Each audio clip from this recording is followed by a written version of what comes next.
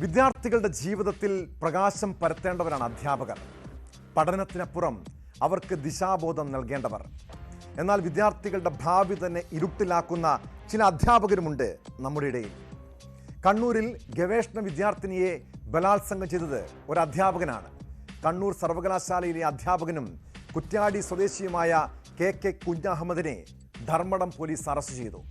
ഭർത്തൃമതിയായ വിദ്യാർത്ഥിനിയെ ഓഫീസിൽ വെച്ചും ഹോട്ടൽ മുറിയിലെത്തിച്ചും ബലാത്സംഗം ചെയ്തെന്ന കേസിലാണ് നടപടി.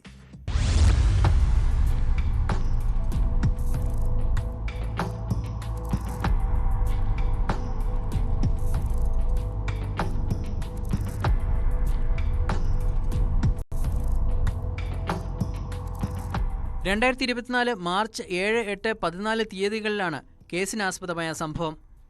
പ്രലോഭിപ്പിച്ചും നിർബന്ധിച്ചും ഭീഷണിപ്പെടുത്തിയും ബലാത്സംഗം ചെയ്തെന്നാണ് ഭർത്തൃമതിയായ വിദ്യാർത്ഥിനിയുടെ പരാതി.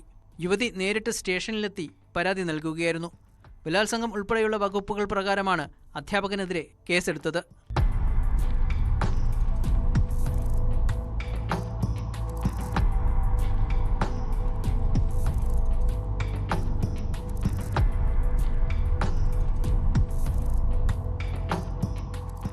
പ്രതി വടകര കുറ്റ്യാടി സ്വദേശി 59-കാരനായ കെ കുഞ്ഞഹമ്മദിനെ ധർമ്മടം പോലീസാണ് അറസ്റ്റ് ചെയ്തത്. ഗവേഷക വിദ്യാർത്ഥിനിയാണ് അധ്യാപകനെതിരെ പരാതി നൽകിയത്. വിദ്യാർത്ഥിനിയെ അധ്യാപകന്റെ ചേംബറിലും തലശ്ശേരിയിലെ ലോഡ്ജിലും എത്തിച്ച് പീഡിപ്പിച്ചുവെന്ന് പരാതിയിൽ പറയുന്നു. കോടതിയിൽ ഹാജരാക്കിയ കുഞ്ഞഹമ്മദിനെ റിമാൻഡ് ചെയ്തു.